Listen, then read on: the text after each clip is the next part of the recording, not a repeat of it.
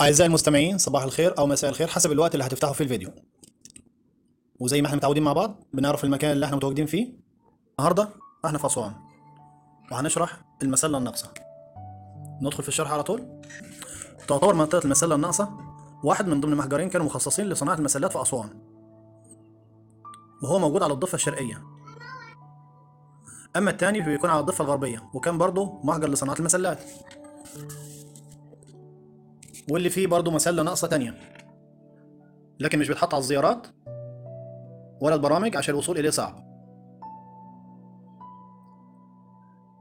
أما على المسلات فتعتبر المسلة رمز من الرموز الدينية الهامة في الحضارة المصرية القديمة. المسلة عرفت من أيام الدولة الوسطى، ونعرف إن أقدم مسلات معروفة حتى الآن بتعود لعصر الأسرة الستة من أيام الملك بيبي الأول. وكانت توجد مسلات تانية في منطقة تانيس، أو ممكن نقول بلوك حجري مربع مكتوب عليه اسم الملك خوفو من الأسرة الرابعة. والأثريين طبعا مش متأكدين إنها مسلة أو قطعة حجرية مربعة الشكل. أول ظهور للمسلات حضراتكم كانت من الأسرة الستة، سواء في المعابد أو في المقابر.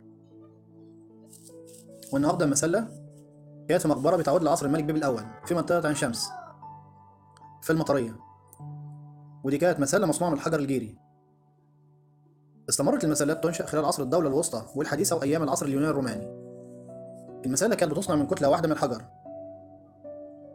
المسلة عرفت في اللغة المصرية القديمة باسم تخن أو مينو.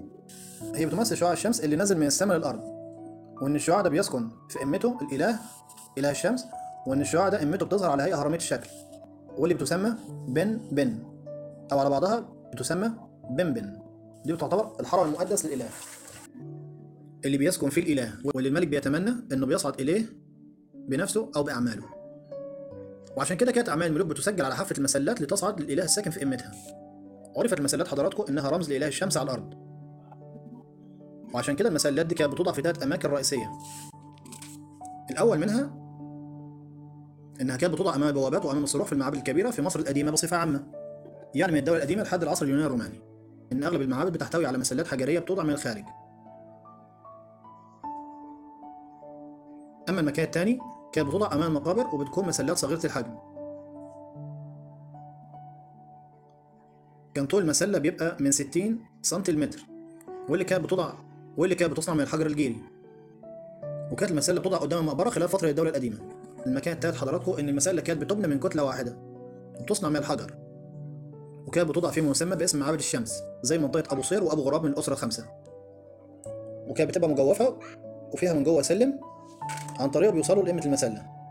ظهر برضو معانا مسلة تانية، واللي كانت في معبد الشرق خاصة بالملك تحتمس الثالث في الكرنك، واللي كانت في قدس الأقداس، وهي طبعا دلوقتي في لندن على نهر التايمز.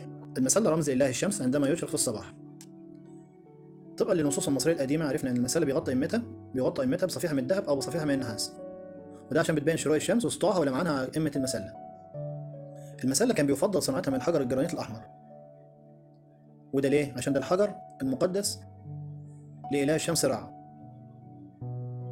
وده عشان بيشبه لونه ويشبه صلابته. كان ممكن المسلة إنها بتصنع من خامات تانية مختلفة، وعشان كده لقينا مسلات من الحجر الجيري ومسلات من الحجر الجرانيت الأسود ومسلات من الخشب، واللي كانت بتصفح بصفائح من الذهب زي اللي كانت أمام قدس أقداس معبد الكرنك من أيام تحتمس الثالث. وطبقا للنص الموجود من أيام الملكة حتشبسوت إنهم كانوا بيقطعوا المسلة من المحاجر وبينقلوها إلى المعابد، ونعرف إن المدة اللي كانوا بياخدوها عشان يعملوا المسلة كانت حوالي 7 شهور. أما عن منطقة محاجر المسلات كان لازم يتوفر فيها إن الأرض تكون مسطحة وما فيهاش كسور أو قواطع، وده طبعا عشان المسلة لازم تكون كلها قطعة واحدة. وكانوا عشان يقطعوا المسلة كتلة واحدة كان لازم يسووا الأرضية، وبعد كده يتم تقطيع المسلة وهي نايمة على الأرض، وده عن طريق إنهم كانوا بيعملوا أنفاق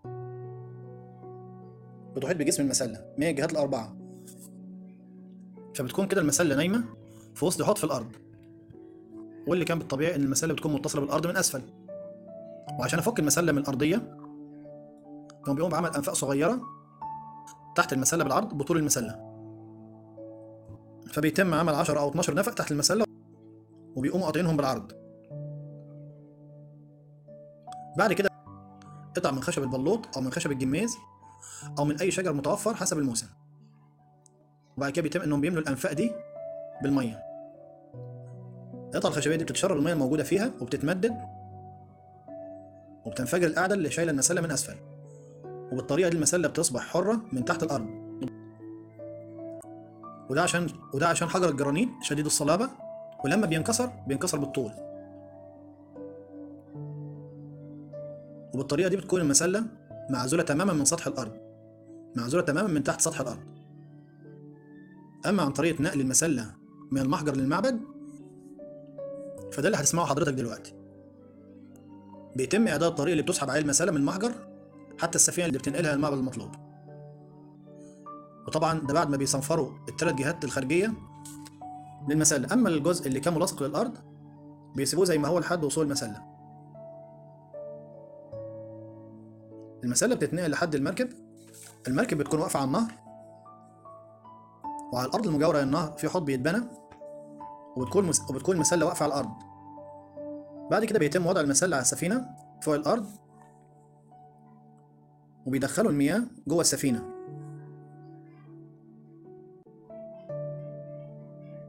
وده عشان تحمل المية مع السفينة مرة واحدة، ده طبقا لقواعد ونظرية الطفو، اللي بتيجي المية بتروح شايلة السفينة بالمسلة.